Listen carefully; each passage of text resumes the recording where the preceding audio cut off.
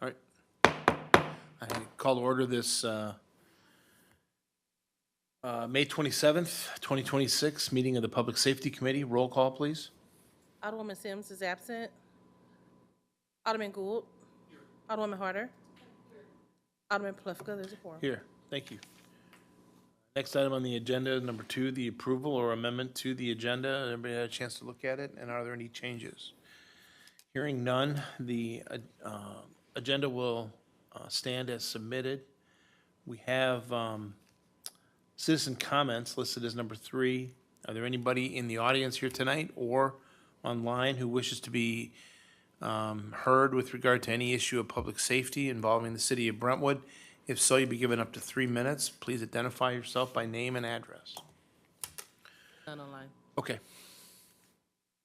We'll move on to number 4, the report of the committees and the chair and members. As chairman, I do not have a report. Alderman Gould. Yes, I have two items that came up that might be relevant to those in attendance here at our Ward 3 meeting last night. One, I guess there was some solar lights that were, they thought meant for Barnstable, but they were put onto Bedford, and Barnstable is not getting the solar light for a while, I guess. And there's some concern about that cul-de-sac being a little bit dark still. So, Dan, I know you might have that in your Public Works committee, but it just, from a public safety standpoint, Barnstable residents are still interested in having a solar light installed. And the second item that came up that I thought was actually a pretty interesting idea, and it pertains to some of the reports of some of the recent fires that we've seen in residential areas, even one that we're going to kind of talk about tonight. But if there are safety tips that maybe could be in connection with our communications manager, maybe do a safety tip social media campaign. Simple things like, if you have an outlet, don't cover it with paper or or have sheets, fabric on it, because sparks from that, or lithium batteries, how to store them, where to keep them so they don't have issues with heating and not having air around them.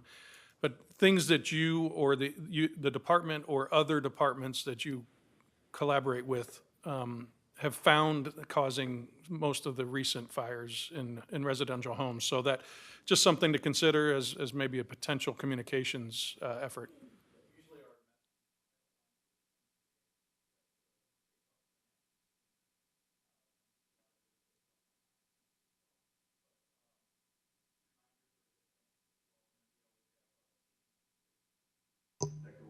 Right, yeah, so, just making sure you're coordinating with our communications manager and those can be put out either social media or print materials in a did you know type of fashion. Thank you. Thank you. Alderwoman Harder. No report. Thank you. There is no city administrator report. We move to the department reports. First up is the police. Good evening. Evening. I was going to start with the request on the public safety to talk about the mandate for landlords to do background checks. We were asked to put this on as a conversation for tonight, and we've done some research on it. Whitney did it with us, and kind of a long story short is that we are prohibited from doing just about anything with regard to background checks, with regard to people going into apartments and houses. So it's so restricted. Just as an example, the police department's not allowed to use Regis to run anybody to do anything like this. That's just one example of the restrictions. So if you guys had any questions, it's very limited to what cities can do. And there was some discussion over what Maplewood was trying to do. And Maplewood did have a small part of their ordinances that included assisting landlords. This was a few years ago. That's been rescinded. They actually got sued, I believe. At any rate, they've changed theirs as well. So I I know we had a citizen that came forward the last board meeting about this. There's very little, I think, that Brentwood can do to assure, at least from his perspective, that we would be limiting who's coming in here. Okay. Does anybody from the board have a question about that? I just wanted, so we have federal statutes and requirements so that if you are convicted of particular crimes, the onus is on you to identify yourself Right. to police departments and to lending, and to rental property owners. Right. But that is not obviously the same thing. It's, in fact, it's the exact opposite of what we're talking about, which is writing something that would somehow require a landlord to question somebody about a criminal record prior to renting to them. And that, in your investigation of it, shows that it violates, I would imagine it violates a couple of statutes as to equal opportunity and fair lending, I keep saying lending, fair renting practices. Yes, sir. Okay, all right. Thank you. The second thing on, for us from the police department was just our normal crime report. Very limited, again, which is great. But I wanted to give you just some historical numbers, just to give you a little reference to where we are in 2026.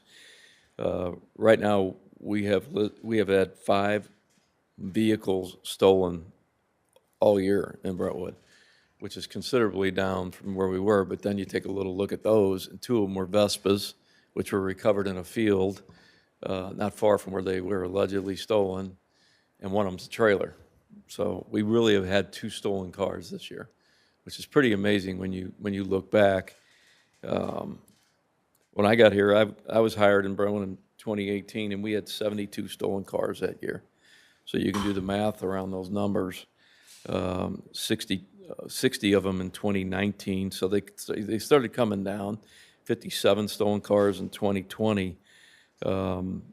So we're headed for a record low in stolen cars. The other car crime that's way down is cars broken into. So, in 2020, we had 160 reported incidents. Of course, it's probably higher than that because some people don't call. Last year, we only had 62, and this year we're on a pace for being considerably lower than that. We had one event and this was back in April. We skipped our last meeting, so I was going to report April crime on the last public safety meeting, but on 4/15, we had some cars broken into all together at the Dean Team lot, and then across the street at the repair shop. That guy was identified by our detective bureau. Warrants were issued for 2 or 3 felonies on him. That was really the only car-related break-in crime we had in that 30-day period. So, again, a lot of this is really pretty far down. So, the other thing I was going to mention with regard to our crime, our flock cameras considerably have affected our crime. And we had 2 more good incidents on May 13th, a flock hit, and I believe Corporal Hopler behind me was the primary on that. Was a car wanted for assault first degree. Brian got a .223 assault weapon out of the car. And then we had another one in May of a stolen car. That car actually fled and ran from our officers and got away, so which is effective in and of itself. So, anybody have any questions about current crime issues, trends, anything like that? We continue to have our retail crime, although it is down as well. Identity theft is everywhere now, so we see some of that as well. I wanted to give you an update on our K-9 program. Red went to Sergeant Vince Mullen about a year ago, and he was recertified in May of 2025. They're getting ready to go do another recert.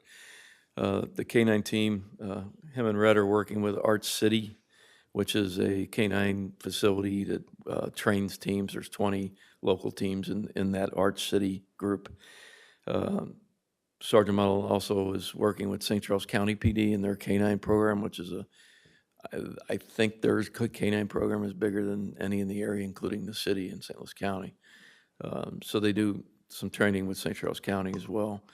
Red is certified, was certified in 2025 and continues to be certified for article search, evidence search, person searches, and with regard to his drug activity, he's trained in heroin, cocaine, and methamphetamine. Of course, marijuana being legal, they don't mix that scent into their training anymore because of the complexities of the law. Sergeant Mullen and Red have done numerous school visits throughout their time together. Hit a career day at the McGrath School this year. They hit did a presentation for the Down Syndrome Association, and they're in our parks consistently, and Brian can tell you that as well. Brian's in charge of our parks and traffic, so Vince and Red are in our parks consistently. On an average, some people ask, well, how much is the dog being used? On an average, they're deployed about once a month. So this year they have 3 cases that they were deployed to where felony warrants were issued off of an alert that the dog was able to do. So if any of you have any questions with regard to our canine program, I'd be happy to answer that for you. Okay, thank you. Moving on, if I can go back to my little sheet here.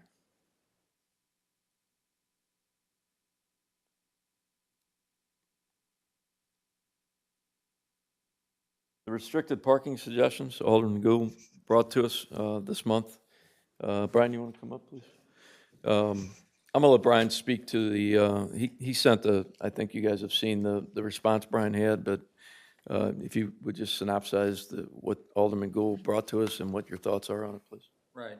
Yeah, the 2 areas you mentioned, Mary and Litzinger, and then Litzinger and Kentland, I think are really good areas for us to look at. As I mentioned in the email, I've even seen in years past where a fire truck almost couldn't make the turn due to cars just parking all over the sides of the road there. And they made it. It took about 5 minutes of, pulling forward, backing up, and finally made it through. I think, so Mary and Litzinger, if we implement no parking signs on the corner there, I think that would do a lot to increase the sight lines so we don't have cars going head on, like you said. I think that's a very legitimate concern there. Litzinger and Kentland, I see what you're saying too, with some sight lines being obscured with that one corner house parking up several cars there on the corner. Again, we can implement no parking signage. I'm still willing to go by and talk to that homeowner too and just see if maybe they can find a better solution to parking their cars there, whatever's better and easier for the city. And then were we going to speak on the Pendleton parking as well? Would you like to discuss that one as well? Sure. We're seeing some parking issues, or some complaints and concerns from our park goers. Pendleton at Brazo, we have 2 signs there. One is marked no parking here to corner. The other one says resident parking only. In my opinion, 2 is not enough there. We're having drivers utilize the alley to turn around. When they come back onto Pendleton, they don't see the resident parking only sign. They end up parking there. They get a ticket. They're most unhappy. I think we could maybe circumvent some of those troubles over there with probably 2 more no parking signs. Where would you place them? On the other side? Still it'll be on eastbound Pendleton before Brazo. And Okay, so, yeah, there's several telephone poles there. That's where we have one of them. The resident only is on a telephone pole right there. right. We do have some additional telephone poles. I don't know what permissions we need to post signs Doesn't on a those. resident have a parking space that's right by the alley? I mean, right at the. Right, that's the resident only, and then ahead of that is no parking from here to corner all the Okay. way to Brazo. I think if we just had some additional, even coming directly off Brentwood Boulevard onto Pendleton right away, if they see a sign there to get them thinking to check for signs, I think that would help. Not really a safety concern on that street. It's just to maybe reduce complaints and unhappiness at the park and help everybody have a good time when they come to the park. Right. No one wants to come back to ticket on their windshield. So. Are you starting to get a lot more people parking on that street and? Right. So we're very visible on Brazo. So what they tend to do is they see those no parking signs, they go up to Pendleton, they don't see us, they don't see a no parking sign because there's limited ones there, and they end up parking there. And then we're getting residents calling to complain because those are, you know, some of the spots they're allowed to park. And so on these, it's picked up immediately since Memorial Day. Parking has been very, very tough over there, so. Okay. Yeah. So is this something that needs to go to the Public Works Committee? Or Dan, I don't know if you want to comment on the process, if you have signs and the process in order to, I think the suggestion is a good suggestion. It's more visibility of the current ordinances, not adding new areas of no parking. Is that right? Right. Yeah. If you're just asking for additional signs, we can do that. I know it's already gone through committee, been to the board. It's resident only in certain areas. I know, what is it, the north side of Pendleton between Brazu and Brentwood Boulevard, there's no parking at any time. So their only option is to park on the south side, but then, as you mentioned, it's no parking here to corner. There's a slip where the lady parks Right. there at the corner house, and Yeah. then there's the alley. And then, I don't know what it is from the alley up to Brentwood Boulevard, if you can park there. I don't think you can. There's currently no signage there. Yeah. I don't. I'd have think to it look would at say the to park ordinance. there, yeah. I wouldn't, and I know somebody's got Yeah. a pipe that they cut in and put it right by the curb. It pokes through. That's something new I saw. So- PVC, I'm sure it's the business. They decided instead of a pop-up, they would just drain it on the street. Great. So, so with regard to this particular location, you're thinking that maybe that signs farther west than the alley on Pendleton between Brentwood and that alley. Absolutely, yeah. I think because then when they all pull in right off Brentwood Boulevard. They're already- immediately they see signage. Right. And they start realizing. Is that something you can We accomplish? can give it to you. And then Yeah, the other thing absolutely. is, I would throw out, if we wanted to, we could, if there's a curb there, which I think there is, you could paint that yellow. That way it's 100%. obvious. It's like if it's a yellow curb and there's signs, Yeah. don't be there. This would give you a clue. What, about the intersection, Mary and Litzinger? Kentland and then the 90-degree Mary and Litzinger, I guess, yeah. Is that just a thing where we would need to measure from the turn, certain distance back and? So I think there's two things, right? The one at the 90-degree at Mary and Litzinger is certainly an area that we should look at. And for sightlines and the ability to navigate that corner, even with a normal car, is difficult sometimes when there's too many cars there. And what complicates that is it's right where Rogers Parkway entrance is for most kids going to Oh, right, elementary right, school and everything. So it's a busy intersection already, and so there's a lot of dog walkers and strollers being pushed. So I guess we'd need to know what needs to happen next as far as creating an ordinance. I would guess we'd have to create an ordinance for that section and then get measurements and again, paint the curbs and put the signs up. Yeah, I've never seen anybody there, but I saw the picture of it was like a Subaru, but Yeah. I know the other area, like Kentland at Litzinger, we met with the corner house. He was moving the Jeep and the truck around so that it was further away from that three-way intersection, but it's Yeah, a it's been three-way. better, it's been Yeah. better. Sometimes it extends in, and again, it's really only a major problem when the resident that lives across the corner parks just in front of the stop sign.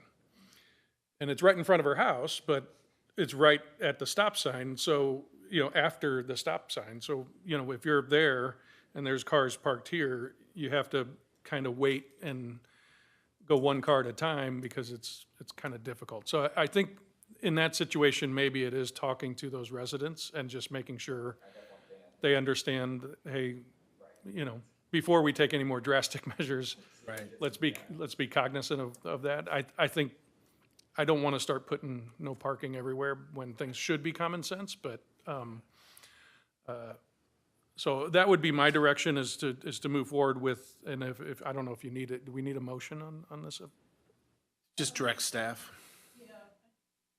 It's clearer if you do have the motion to direct staff. Okay, I'll make a But Staff is motion. still gonna have to bring it Yeah. back here. Right. I'll make a motion to direct staff to move forward with whatever means necessary to install no parking on the corner of Mary and Litzinger, but to have conversations with the residents at the intersection of Kentland and Mary.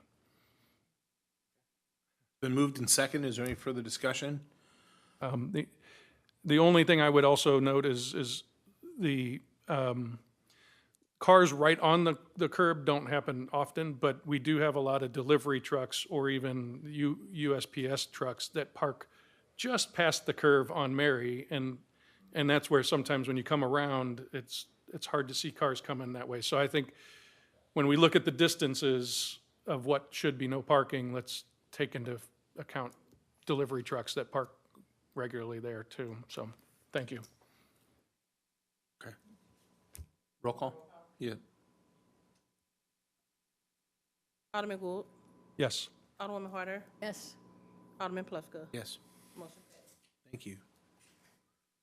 The last thing from the police department was, and I believe Alderman Plufka, you were the one that actually brought this up about the stand-on scooters.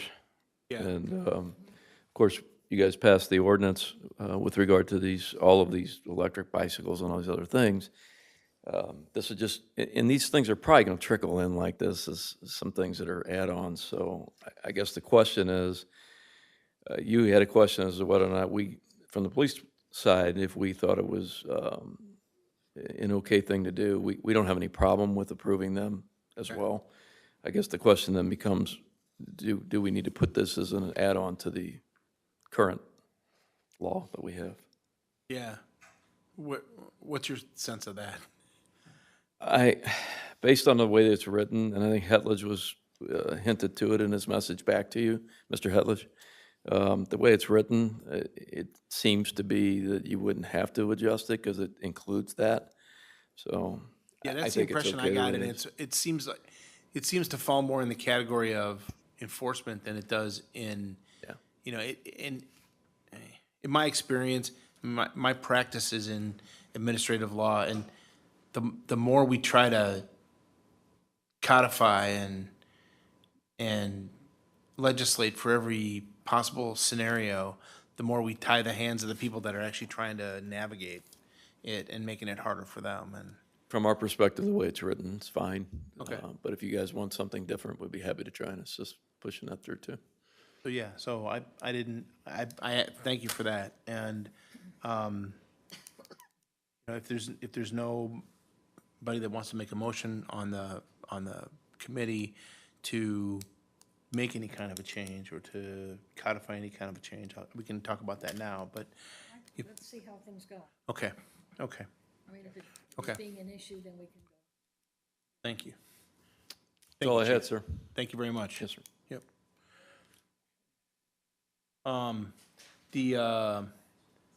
We have on our agenda in this section, model ordinance regarding virtual currency kiosks. There are none in the city of Brentwood currently, right? There are no virtual? Okay, not to mine either. And is there any interest in the committee to want to take that and try to, I don't know, try to write some kind of ordinance with regard to restricting their use or placement within the city? I read through that model ordinance. I'm not interested in, like I said, over legislating.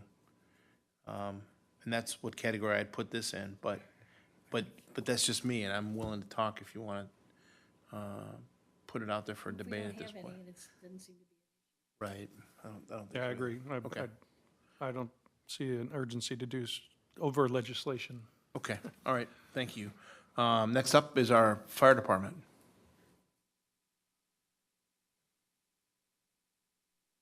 Good evening. Thanks for the time to present updates.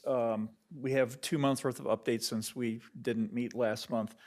So I'll go over briefly for April, what was going to be reported in April. And most of that revolved around personnel moves.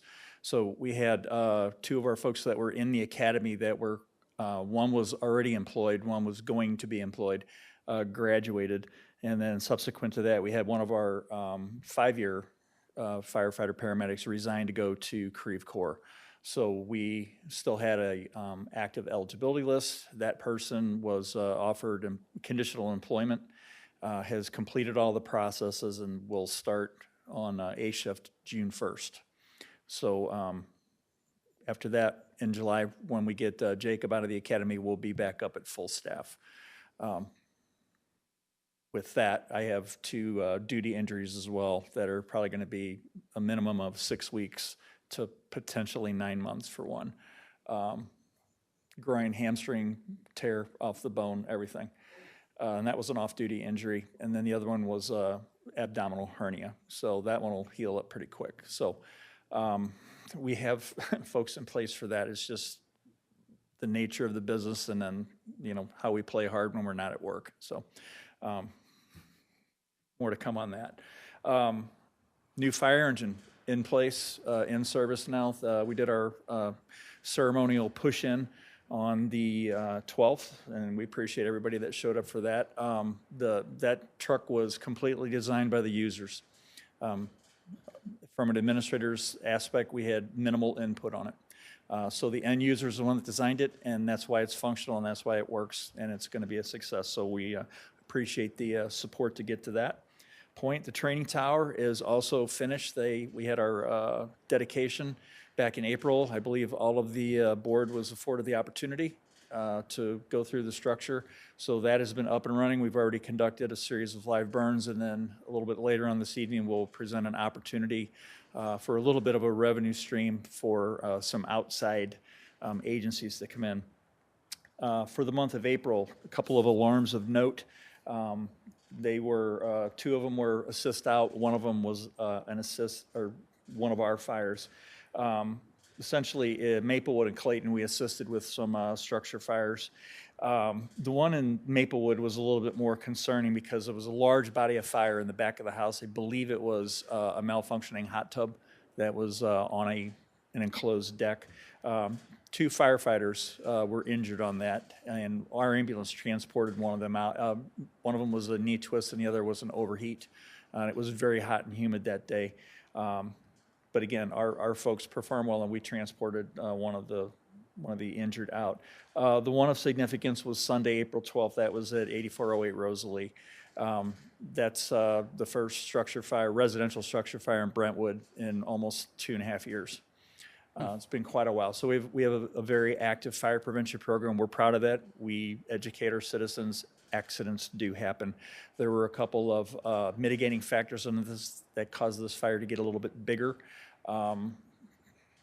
We always talk about the flow path. So when that fire was initially discovered, the resident walked out of the front door and left the front door open. So now there was an entrained airflow that was feeding that fire. I believe the daughter then came and broke out the back window to assist with getting to the fire. That's just like opening your front door and then opening the back door of your house. That was a tunnel of air that fed that fire, and it got up into the attic and into the roof. So as of this date, it is considered accidental, electrical overloaded circuit with some other blankets and things on top of it. So the opportunity for a fire prevention message, obviously. We estimate that loss at about $175,000 based off of what the insured value was in contents, and that is only an estimate, but I do know that the house is being rehabbed. There's activity down there all the time. We found out later on in the day that I believe the male occupant of the house took himself to the hospital for mild smoke inhalation and maybe some cuts, but he did not seek transport on the scene for us, and I'm not sure why he went. So that's for April. For what we have going on this month so far, again, we talked about John going to be starting in June. We've already put the truck in service. We have the training tower up, the GEMT update. This is an opportunity for some additional ambulance revenue that we were made aware of through the GEMT program. Because we participated in it, completed our audit, and passed, we were eligible for additional funding for runs that met certain parameters. So based off of, Chief Herman and I did the data run on it, probably about 100 to 120 additional ambulance calls that we were able to get some additional revenue for. So the initial estimate when we put in for it was going to be about $48,000. That was reduced to $44,000 based off of some federal changes in GEMT and what is reimbursable based off of a managed care organization versus Medicaid. So that's just for the first half of 25. We will probably get a similar amount for the second half of the year. We'll go through the exact same process, probably starting in July. So potentially 90,000 extra in ambulance revenue, just because we did the paperwork correctly. Right, I like that. right. Yeah, that's a good thing. Alarms of note. So this one, I was actually on this call. Ran this one by myself for a little bit with All Mutual Aid because our trucks were in Rock Hill on a structure fire. And this was the call at 9000 Brentwood for the supposed drowning in the lake, which ended up being a teenager that jumped off the bridge going to the clubhouse into the rapidly moving water and was seen by a witness to be swept away either under the bridge or into the lake. Swift water, flash flood situation, so in the amount of time it took us to get there and then get equipment set up, the water had already dropped like 50% and probably dropped 30% in its speed of movement. We were able to walk that creek, that drainage ditch, all the way underneath the bridge and found out that there's nothing there. So then we took those rescuers and did a perimeter search on the lake, and then right before we were getting ready to put the boat in to search the center lane of the lake, Officer Lambert said, "Hey, what did this kid look like?" I'm like, "I don't know what he looked like. I'm just going by what your witness said." And he said, based off that description, he thinks he knows who this kid was. And sure enough, the kid was sitting at home. His mom called the 911 saying, "Hey, you know, what are all these fire trucks doing down here?" And here the kid's sitting in the living room in the chair soaking wet. So apparently he's a really good swimmer. And if he jumped in that water, I know it was moving faster before I got there. So he is a really good swimmer, and he's very fortunate. So this just proved that our search methods for rapid moving water and then what we did in the lake proved that there was nobody in there. So we chalked this up as a victory. Worst way to do this, but the methods were effective. That's pretty much it for the alarms. You have the data statistics for March and April that are there. We're seeing a pretty much consistent, except with, we have a couple of statistical outliers in total response time on fire. A 7.5 minute total response time at the 90th percentile is almost a minute over what we usually do. I have 2 calls that are contributing to that. It's a small data set to start with, but there are 2 calls that I don't know if it was a technology failure where it didn't record time on scene, or it could be a processing error up at East Central. By our data outlier policy, legally, we could throw that out and just report it as probably 620. That's not really fair because it was an emergency call, so I'm still researching that, but I don't know if I'm gonna be able to figure out what actually happened to that. But I'll promise you, we'll be back in the 6s for next month. What became of the punch list in your April report for the new fire truck? I know you mentioned maybe a dozen. Yeah, so when we were up in Wisconsin doing the final inspection, that's essentially going over, it's an 18-page line by line. Hey, you're supposed to have a left turning handle with a black cap, all of that. Yeah. We found probably 4 or 5 items that needed to be, we requested them to be one way and they were not that way, so they were changed at no charge. We ended up, I think the extra add-ons for us, I think it ended up being like $1,200. We did inspect that the siren flares were supposed to be painted black, so they were chrome. I mean, it looks nice until you look at the rest of the truck when everything else is blacked out. So Yeah, change orders were only like $1,200 for us. And then we had an issue with the cabinet. The tool cabinet was way too tall based off of the drawing that we were initially shown. And then the dealer just said, we're just gonna replace this cabinet at our cost. You keep this cabinet, do whatever you want with it. So we've repurposed it inside the firehouse. Okay. And it's something about incorrect spacing on the piping. Is that the paint job, or is that? No, what is it? that's the actual Actual water plumbing? piping that comes out of the tank. It was supposed to stick out this far off the wall, and it was sticking out this far. So there's no way we could have hooked a hose to it. So it's like, just unscrew this and put an elbow right there. So, I mean, they had that fixed before we Okay. left. Great. Yeah, so they, as custom designed as this truck was, and the change orders weren't that much, and they were about 97% right when they built it the first time. So I think it's a success. Everybody that's been on it so far, they rave about it. And the other departments around us are like, man, that's a really cool truck. Like, I agree. It is a cool, yeah, absolutely. So happy to field any more questions about the monthly updates.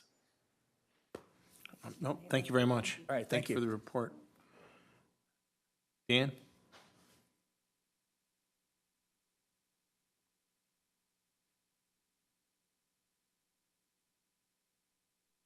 We got the usual projects that seem to be on here. So Manchester Road, the street lights, the control cabinet, again, that was ordered. That's the one that's just east of Dorothy. According to the electrician, it should be here in June. So June's right around the corner. I know the 4 street lights that are by the former Circle K, those are functional. He put in new wiring, new conduit, those are connected. So those work. And then the last 2, which were damaged streetlights, vehicles that hit those, one's close to the self-storage facility on the south side, closer to Public Works. The other one is down at the west end near the Rock Church on the north side. Those actually were received. One was received last week, the other was received this week. I know the electrician called in locates, so it's just a matter of time before he puts those in, which is probably here the next week, since I know you can't just call in a ticket and wait indefinitely. So hopefully they'll be put in, those 2. We told them to put the one in by the self-storage because that one's been out longer. And then, the church has enough lighting around its parking lot. I don't think that one's nearly as critical, but I still want that one installed. I did look off topic, I know it was brought up in the beginning, about Barnstable. It actually has a solar light. It was installed December of 2019. I guess there was maybe damage to it or something wasn't working and it needed to be replaced. Okay, because I think it was the one on Bedford that we replaced. Someone had torn the top of it and we replaced the brackets to reattach So it. maybe just follow up and see if the Barnstable one is actually functioning. That's why I figure I can look, because, yeah, we put in 3 in December of 2019, was Barnstable, Bedford, and Laverne Court. They're all the same. And then Marblehead down at the north end, it's got an AC-powered Ameren light, so. Well, according to this resident, either the light is no longer functioning or it needed to be replaced, and they were wondering when that was going to happen. Okay, I'll take a look at it just to see, 1, is it there, and 2, does it work? Because those, we can actually use an app and try to figure out the health of it. You Yeah, can okay, great. query that. Switching gears to McKnight Road, that crosswalk pilot program. Staff installed the new radio antenna on the Ladue side because that one was not functioning, so new replacement part. It worked maybe 2 weeks. Then the east side, the Brentwood side failed, and it was the modem. They shipped us that. We received that. We installed it last week. It's working. So I just queried the system. I actually queried it earlier this week, and it was working. So it shows like Friday, Saturday, Sunday. You can go date by date if you want Yeah. to. So like just today, it shows that the button was pressed 22 times between the Ladue side and Brentwood Boulevard side. The Brentwood side. And 206 times it was the radar unit that signaled the buttons, because it's actually got radar units at the top. If it senses the human's present, it pings off the person, tells it to turn it on. It's passive. So you don't necessarily have to activate it.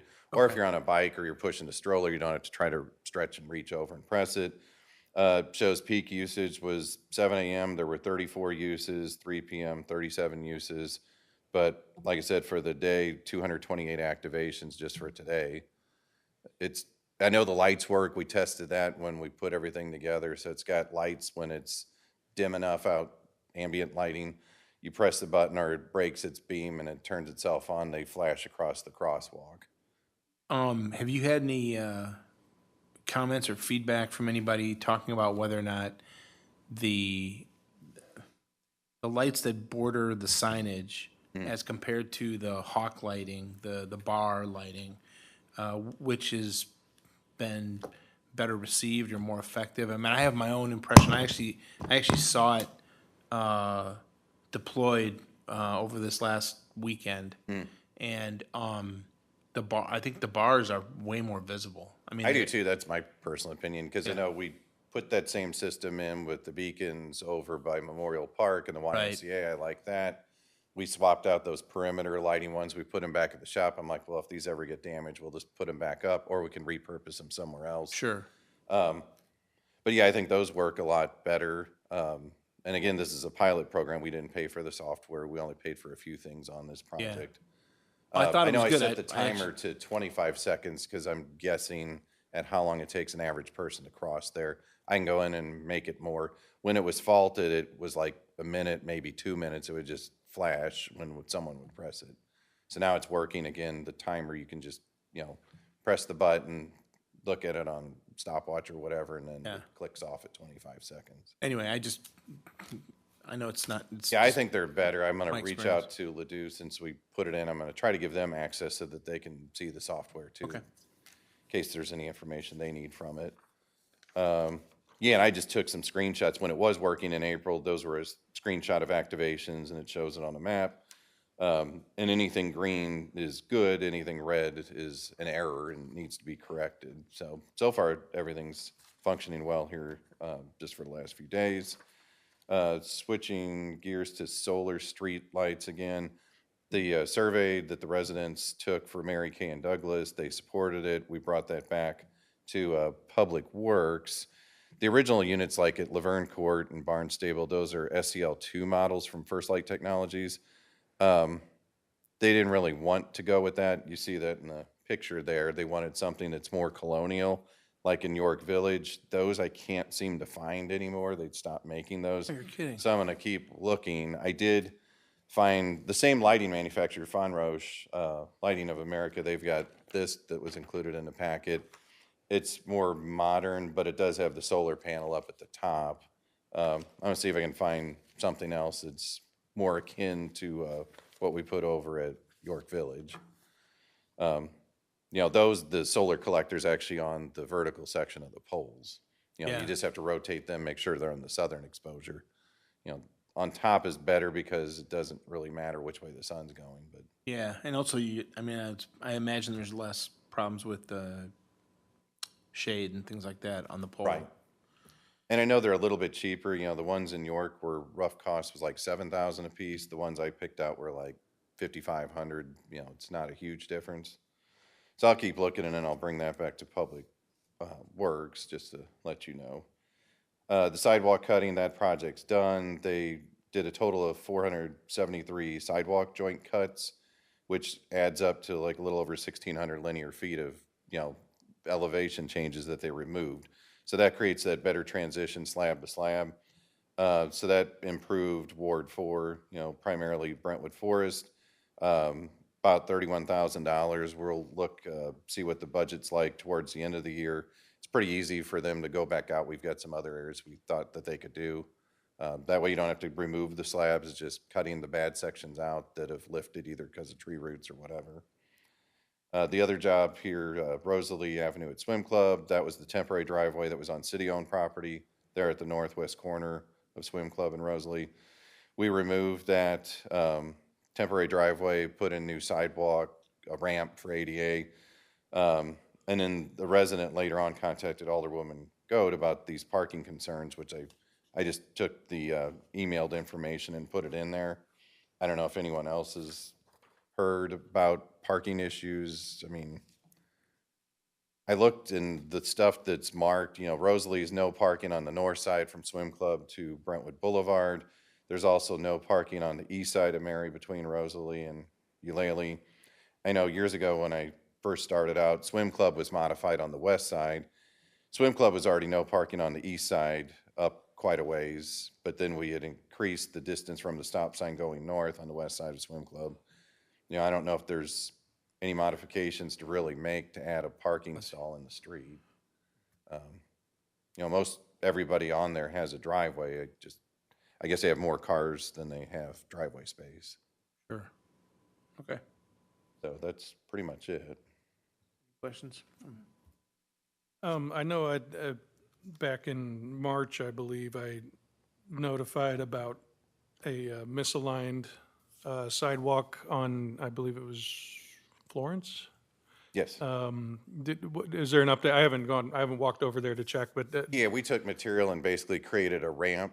It's next to a tree, Yeah. so that's what's lifted it up. So we reached out to the arborist. The tree's still healthy, so we're trying to figure out solutions to try to go around it since it's kind of neck down.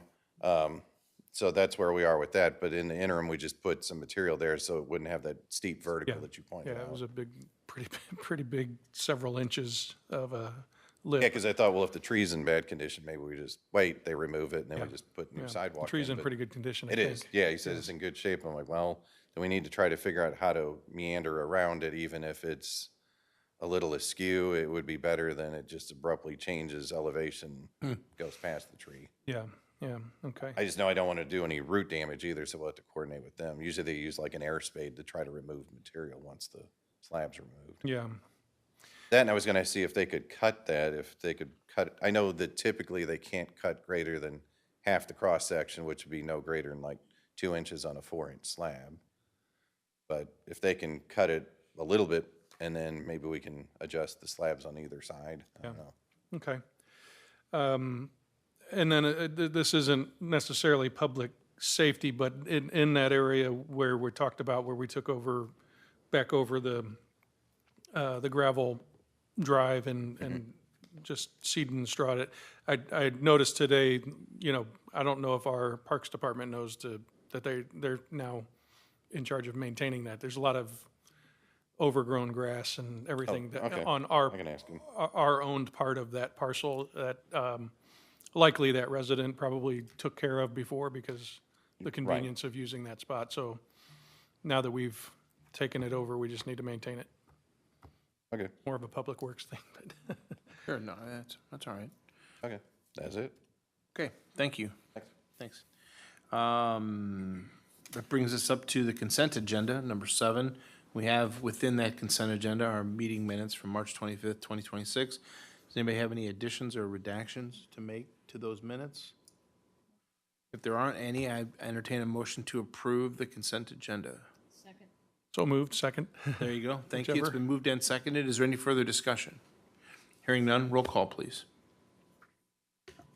Alderman Gould, Yes. Alderwoman Harder, Yes. Alderman Plufka. Yes, thank you. We have no old business. New business is the Training Commission Intergovernmental Group has been asked to bring on I don't know what you call it. An additional participating There you go. agency, A participating Yeah. agency, yeah. pay to play. Pay to play, That's one way exactly. to put it. Yeah, so just as in the memo provided, the Fire Training Commission is comprised of the city managers, city administrators from the 4 participating cities. They make up that board. Right. And that board directs the construction and essentially operations for the fire training facility that was just built and the shared training officer. And it sets the So- fees as well, right? Yes, yes. So they're, anything that goes on with that training tower, the training commission does. Because we have a member that participates on that board, and this needs to be an agreement, an intergovernmental agreement, we need signatures from all 4 cities. So Richmond Heights has already signed this agreement. We're next in line, and then I know Maplewood and Clayton are going to be reviewing this in June. But essentially, it's, this agreement is to bring Shrewsbury on under the auspices in Exhibit A. So they'll get essentially 6 live fire trainings per year. They'll get a training plan that's developed by the training officer. They'll be able to use any type of certifications, manuals.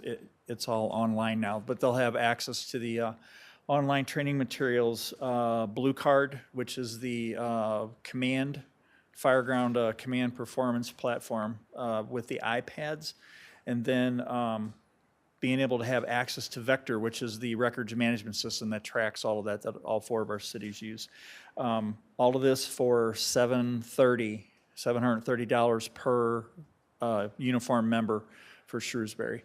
And I believe that's about 13,000 and change, if my math is correct. 730 times 18. Okay. Yeah. Okay. Times 18 times somewhere in that number, 16, 18. Okay. Yeah, and again, I don't know if the administrators are going to take part in this or not, but if they do, fine. There'll be a roster filled out, and however many people participate, it's $730 for them. So they're charged as a department. They're billed annually, just like all the other cities are, based off of their budget. So the ask for the fire department is for the Public Safety Committee to review this and approve it to go to the full board for their consideration and 2 readings, and then have them sign it, and then we'll pass it on to the next city. As an owner municipality of the training center, we're one of 4 that has to vote in favor of this to bring them on Yes. at this rate. Okay. Yes. Can I get a motion to recommend that this be brought to the full Board of Aldermen and that, I guess, for their consideration? So moved. Second.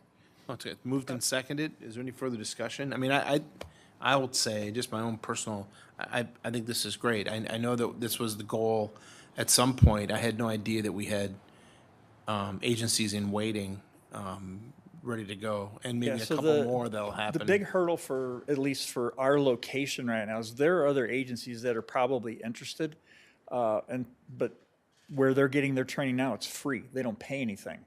Okay, so, I mean, we could do that, but my recommendation is not, because we have skin in the game with this. We've put a lot of money into this for our folks in the other 3 cities. So if you want to come and train with us, you should pay your way. Yeah, absolutely. Yeah. Okay. And then, just as I don't know if I mentioned it in the narrative, the vocal narrative, but there is an ordinance that goes with this too, so that's why we would have to do 2 readings. Okay, and so the bill, as it gets numbered up to the full board, will require 2 readings. 2 readings, And then correct. consideration by the full board. Yeah, and I don't, And the way things are right now with the proposed schedule for the other cities, I don't think we need to do both readings in the same board meeting. I think we can do one and then wait till the next one, but Okay. I'll meet with Bola and the rest. I have a training commission meeting tomorrow as well. So we'll leave that in flux. We'll recommend, our motion will recommend full board consideration, whether or not we consolidate 2 readings into one because of time constraints. Because we're gonna get this the 3rd week of June and then the 3rd week of July.